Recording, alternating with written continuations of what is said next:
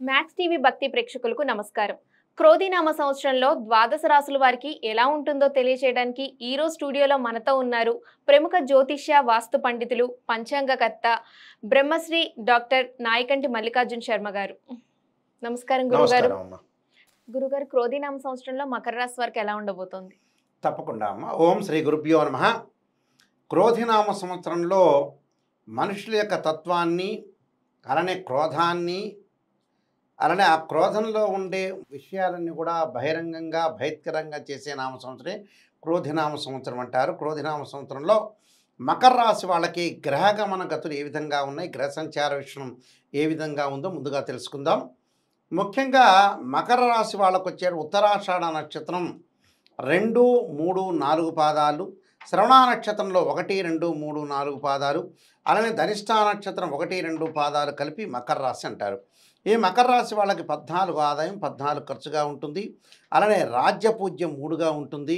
ఇక్కడ ఏదైతే ఈ మకర రాశి వాళ్ళకు వచ్చేటప్పటికల్లా ప్రత్యేకంగా వాళ్ళకి ఏ గౌరవమైనా అవమానమైన, అంటే రాజ్యపూజ్యం 3 ఉంటే అవమానం అనేది 1గా ఉంటుంది, కానీ ఇక్కడ అవమానం అనేది తక్కువగా ఉంటుంది. గౌరవ ప్రతిష్టలకి చాలా అనుకూలంగా ఉండే అవకాశం ఎక్కువగా ఉంటుంది. ఈ రాశి వారికి పట్టిందల్లా బంగారంగా అయ్యే అవకాశాలు ఎక్కువగా ఉంటాయి. ఎందుకంటే ఆదాయ వ్యయాల్లో వ్యత్యాసం ఉన్న గ్రహగమన గతుల విషయానికి మనం వెళ్తే, ముఖ్యంగా మకర రాశి వాళ్ళకు వచ్చేటప్పటికల్లా ప్రస్తుతం చతుర్థంలో గురువు యొక్క సంచారం ఉంటుంది. అలానే పంచమానికి గురువు వస్తాడు కాబట్టి ఈ పంచమ స్థానంలో గురువు యొక్క సంచారం వల్ల కూడా కొంత అనుకూలంగా ఉండే అవకాశాలు ఎక్కువగా ఉంటాయి. అంటే మకరం, కుంభం, మీనం, మేషం, వృషభం. అంటే వృషభ రాశిలోకి ఎప్పుడు వస్తాడు అంటే మే 1వ తారీఖు నుంచి గురువు మేషం నుంచి వృషభానికి మారిపోతే మకర రాశి వాళ్ళకి పంచమ స్థానంలో గురువు యొక్క సంచారం వల్ల అనుకూలంగా ఉండటం, విద్యార్థులు పరీక్షల్లో ఉత్తీర్ణత సాధించటం, శ్రద్ధగా చదవటం, పేరు ప్రఖ్యాతులు పొందే అవకాశం ఉంటుంది. పార్టీల యందు జయము, రైతులకి మొదటి పంట కంటే కూడా 2వ పంట లభించే అవకాశం ఉంటుంది. ప్రభుత్వ సహాయ సహకారాలు కూడా బాగా ఎక్కువగా ఉంటాయి. వృత్తి, ఉద్యోగ, వ్యాపార రంగాల్లో కూడా అనుకూలంగా ఉండే అవకాశం ఎక్కువగా ఉంటుంది. అంటే మే 1వ తారీఖు నుంచి కూడా వాళ్ళకి గురువు యొక్క బలం అనేది బాగా పెరుగుతుంది అని అర్థం. అంటే మకరం, కుంభం, మీనం, మేషం, వృషభం అంటారు. అంటే పంచమ స్థానంలో గురువు అంటే సహజంగా గోచారీత్యా 2, 5, 7, 9, 11 స్థానాల్లో గురువు ఉంటే మంచివాడు. అంటే సంతానపరంగా ఇబ్బందులు తొలగిపోతాయి. సంతానం లేని వాళ్ళకు కూడా సంతానం కలగటం, వివాహ ప్రయత్నాలు కూడా సఫలీకృతం కావటం, మంచి సంబంధ బాంధవ్యం అనేది నెలకొల్పునే అవకాశం అనేది బాగా ఎక్కువగా ఉంటుంది. అలానే 2 భాగాలు శని వెళ్ళిపోయింది మకర రాశి వాళ్ళకి. అంటే చివరి భాగం శని ఉన్నాడు.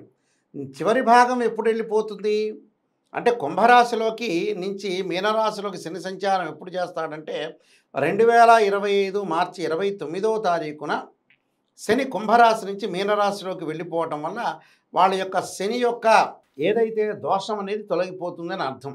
ఆ శని యొక్క దోషం తొలగిపోతుంది అని అంటే వాళ్ళకి మంచి జరుగుతుందని అర్థం. కానీ వెళుతూ చెడ్డ చేస్తాడా మంచి చేస్తాడా అనే వాళ్ళు కూడా చాలామంది ఉన్నారు. ఆరోగ్యపరంగా కొన్ని ఇబ్బందులు కలిగించే అవకాశం ఉంటుంది కాబట్టి ఆరోగ్యాన్ని జాగ్రత్తగా ఉంచుకోవాలి. అందరితో కలిసిపోవాలి. అన్నదమ్ములు కానీ, అలానే మాతృవర్గం వాళ్ళు కానీ, పితృవర్గం వాళ్ళతో కానీ కలిసిమెలిసి అందరితో తన వాళ్ళు అనుకుంటూ ముందుకు వెళ్తేనే చాలా మంచిది. మానసికంగా ఆందోళన తగ్గించుకోవాలి. అలానే ప్రయాణాలు బంధుమిత్రులతో విరోధం లేకుండా చూసుకోవాలి. ధనాన్ని పొదుపు చేసుకోవాలి. కార్యక్రమాలన్నిటికి కూడా అనుకూలంగా ఉండే అవకాశం ఉంది. కార్య విజయము, అలానే తలనొప్పులు వచ్చే అవకాశం ఎక్కువ ఉంటుంది. సిరప్పీడ అంటారు. అంటే మైగ్రేన్ కానీ తలకు సంబంధించిన డిసీజ్ ఏదైనా ఉన్నవాళ్ళు కూడా జాగ్రత్తగా ఉండాలి. స్త్రీ సౌఖ్యము, నూతన పరిచయాలు, నూతన స్నేహ పరిచయాలు, వ్యాపారం నందు కొన్ని ఆటంకాలు కలుగుతాయి. మనస్సు కష్టంగా ఉంటుంది.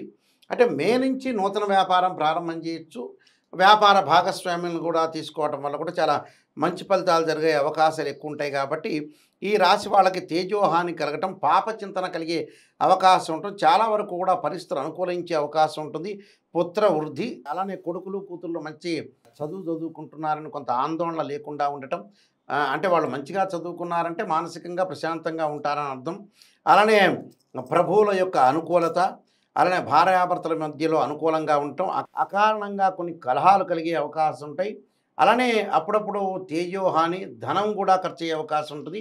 అంటే ధనం అనేది ఖర్చు అయ్యే అవకాశం అనేది ఎందుకంటే గృహ నిర్మాణం చేపట్టబట్టం, పిల్లలకి మంచి కాలేజీలో సీటు రావటం, అలానే అమ్మాయి అబ్బాయిలకు కూడా అనుకూలమైన వాతావరణం ఉండటం, ప్రతి పనిలో కూడా విజయం సాధించే అవకాశం అనేది ఎక్కువగా ఉంటుంది కాబట్టి వాళ్ళకన్నీ కూడా అనుకూలమైన విషయాలు జరిగే అవకాశం అనేది ఎక్కువగా ఉంటుంది. అంటే వ్యాపారంగా నూతన వ్యాపారాలు ప్రారంభం చేయొచ్చు మే నుంచి.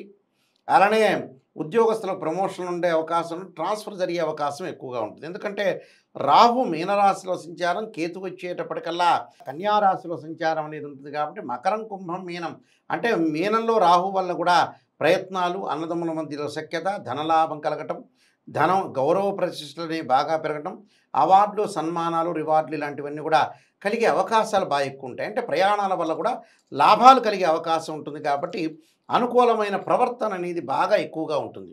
కాబట్టి ఇవన్నీ కూడా గ్రహస్థితి అనేది అనుకూలంగా ఉంటుంది. కానీ బంధుమిత్రులతోటి సహనంగా ప్రవర్తించాలి. బంధుమిత్రులతోటి అంత విరోధ భావాలు వచ్చే అవకాశం ఉంటుంది. ఇవే కాకుండా అతిపెద్ద గ్రహాలే కాకుండా రవి, బుధ, శుక్రగ్రహాలు ఒక నెల నుంచి మరొక రాశికి మారుతూ ఉంటాయి 30 రోజుల పాటు. కుజుడు 45 రోజుల పాటు ఉంటాడు. కాబట్టి గ్రహస్థితి అనేది ఎలా ఉంది, గ్రహ గమనం ఎలా ఉంది, గ్రహ సంచారం అనేది ఎలా ఉందని మనం చూసుకొని ముందుకు వెళ్తే మంచి జరిగే అవకాశం అనేది ఖచ్చితంగా ఉంటుంది. కాబట్టి ప్రతి పనిలో కూడా ఆలోచన చేసి కూలంకషంగా చేయండి.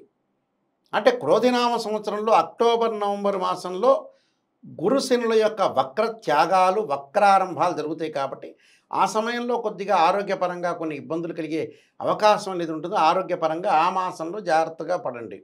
ఆరోగ్యపరంగా ధార్మిక కార్యక్రమాలు, శుభ కార్యక్రమాల్లో పాల్గొనటం, విందులు, వినోదాల్లో కూడా పాల్గొనే అవకాశాలు బాగా ఎక్కువ ఉంటాయి. కాబట్టి ప్రతి పనిలో కూడా వాళ్ళు విజయం సాధించే అవకాశం ఉంటుంది.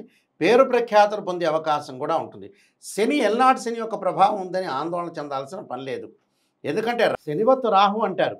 అంటే మీకు రాహు బలం ఉంది కాబట్టి శని యొక్క దోషం అనేది తొలగిపోతుందని అర్థం. అక్కడ శని గురించి ఆలోచన చేయాల్సిన పని లేదు. కానీ శని చివరి దశలో ఉన్నారు, కానీ వెళ్ళిపోయే స్థితిలో ఉన్నారు కాబట్టి ఆరోగ్యపరంగా శరీర రుగ్మతలు లేకుండా కాపాడుకోవాలి. స్త్రీలకు అనుకూలమైన కాలంగా ఉంటుంది. అలానే విద్యార్థులు కూడా మంచి భవిష్యత్తు ఉండే అవకాశం ఉంటుంది. కాబట్టి క్రోధినామ సంవత్సరం మీకు కొన్ని పరిహారాలు చేసుకొని ముందుకు వెళ్తే మంచి జరిగే అవకాశం ఖచ్చితంగా ఉంటుందమ్మా. అయితే ఈ రాశి వారు మరిన్ని మెరుగైన ఫలితాల కోసం ఎలాంటి పరిహారాలు చేసుకోవాలి? వీళ్ళు లలితా సహస్రనామం పారాయణం చేయటం ఒకటి, విష్ణు సహస్రనామం పారాయణం చేయటం ఒకటి, అలానే రాజరాజేశ్వరి యొక్క ఆరాధన చేయటం, అలానే చంద్రుడిని ఆరాధన చేయాలి. మానసికంగా ఎదుగుదల, మానసికంగా లోపం ఉండకపోవటానికి, అలానే స్టెబిలిటీగా ఉండటానికి చంద్రుని ఆరాధన చేయాలంటే క్షీరపుత్రాయుధి అమృతత్వాయుధిమే తన్నో చంద్ర ప్రచోదయాత్ అనే మంత్రాన్ని, ఓం నమో నారాయణాయ నమః అనే అష్టాక్షరి మంత్రాన్ని చదవటం వల్ల కూడా తప్పకుండా అనుకూలమైన ఫలితాలు జరిగే అవకాశం ఉంటుంది.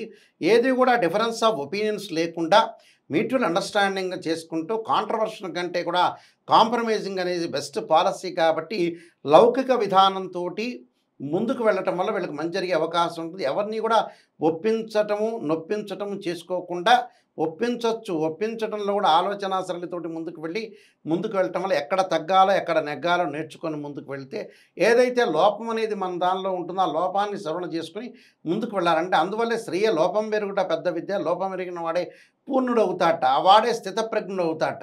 ఇలాంటి విషయాలన్నీ కూడా భావించి క్రోధినామ సంవత్సరంలో మీకు అంతా కూడా శుభాలన్నీ కూడా జరగాలని ఆశిస్తూ సర్వే జనా సుఖినో భవంతు.